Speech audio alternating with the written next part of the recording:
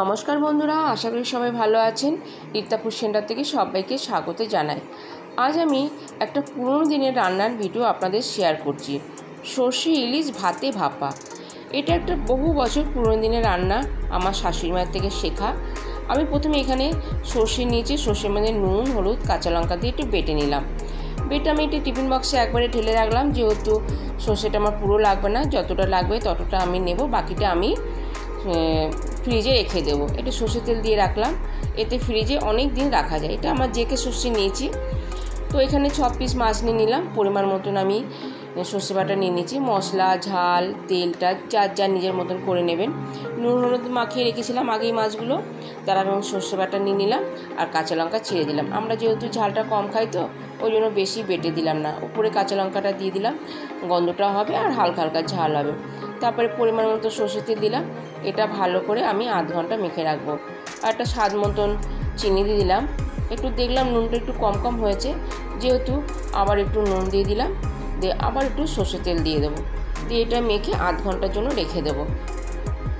রাখার পরে যখন আমার ভাতটা হয়ে যাবে, ভাতটা আমার পুরোপুরি ভাতটা রান্না হয়ে যাবে, আমি ভাতে দেবো না, ভাতটা রান্না হয়ে যাওয়ার পরে ফ্যান জড়িয়ে তারপর আমি এটা একটা প্লেটের মধ্যে তুলে নিচ্ছি। আমার শাশুড়িমা না প্লেটে দিতেন না, আমার শাশুড়িমা পুরো ভাতটা হতো এক হাঁড়ি। তখন তো আমাদের জয়েন্ট ফ্যামিলি ছিল, অনেক সদস্য ছিলাম, ননদ, দেওর। তো এক হাঁড়ি ভাত রান্না হতো, তখন না ভাতটা পুরো ঢেলে অর্ধেক করে ভাতের মধ্যে দিয়ে সেটা চাপা দিয়ে রাখতো। তো আমি আমাদের তো 3 জন সদস্য, ভাতটা আমি অল্প করি, তবে এই ভাতের মধ্যেই হয়ে যাবে। তো আমি অত ভাতের মধ্যে ঝোল ঝোল মাখা মাখা হয়ে যাবে সেটা আমি করব না। তো আমি একটা প্লেটের মধ্যে নিয়ে নিলাম, দেখুন সাজিয়ে নিলাম, যাতে ঝোলটা ভাতের উপর যাতে পড়ে না যায়। এর মধ্যে একদম জল দেওয়া যাবে না, যেটুকু সর্ষে বাটার সময় জল দিতে হয় যেটুকু জল দিয়েছি। তারপরে মাছের থেকে তো একটা জল বেরোয়, মশলা মাছের থেকে তো জল যেটুকু বেরোবে ওতেই এটা রান্না হয়ে যাবে। এর উপরে আমি আর কলা পাতা দিয়ে দিলাম। এর উপরে আমি ভাত, ওই বাকি ভাতটা আমি এর উপরে দেব, দিয়ে এই ভাতটা দেওয়ার পরে আমি ঢেকে রাখবো। যখন খাবো তখনই একবারে বার করে নিয়ে খাবো। তো এখন 12:30 বাজে, তো প্রায় আমি বলে দেবো কতক্ষণ লাগলো। তো এইভাবে ভাতটা আমি গরম গরম ভাত একদম, কিন্তু ফ্যানটা ঝরানোর সঙ্গে সঙ্গে দিতে হবে, এটা রেখে দিয়ে পরে দিলে হবে না, কিন্তু একদম গরম গরম থাকবে, এতেই হয়ে যাবে। আর তাছাড়া ইলিশ মাছ একটু শৌখিন মাছ, নরম মাছ, একটু তাড়াতাড়ি রান্না হয়ে যায়। তো দেখুন এখন প্রায় 1:30 বাজে, আমার খাওয়ার সময় হয়েছে। তো বুঝতে পারছেন কত ঘন্টা লাগলো, এটা কতটা সময় লাগলো। এবার ভাতগুলো আমি আস্তে আস্তে আর একটা পাত্রে আমি তুলে নিচ্ছি।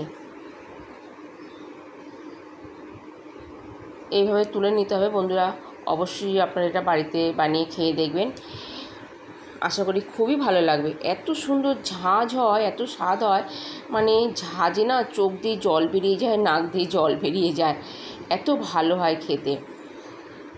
তো এই একটু গ্রেভিতেই কিন্তু এক থালা ভাত খাওয়া হয়ে যায়, আর কিছুই লাগে না। কিন্তু বন্ধুরা দেখুন, আস্তে আস্তে এরকম তুলে নিতে হবে।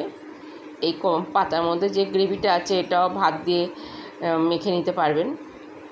দেখুন কত সুন্দর লাগছে, দেখুন মাছগুলো সেদ্ধ হয়ে গেছে। আর যেমন মশলা কষালে তেল ছেড়ে যায়, দেখুন তেলটা কেমন ছেড়ে গেছে, যেহেতু এটা রান্না হয়ে গেছে। মাছটা দেখুন সেদ্ধ হয়েছে, উপর থেকে কিন্তু একটু ভেঙে গেছে, দেখুন দেখতেই পাচ্ছেন। আমি এটা আবার আস্তে আস্তে তুলে নেব। দেখুন কত সুন্দর লাগছে কালারটা, খেতেও খুব সুস্বাদু হয় বন্ধুরা। তাহলে আপনারা অবশ্যই বাড়িতে বানিয়ে খেয়ে দেখবেন, আশা করি খুবই ভালো লাগবে। আজ এই পর্যন্ত, ভালো থাকবেন, সুস্থ থাকবেন, নমস্কার।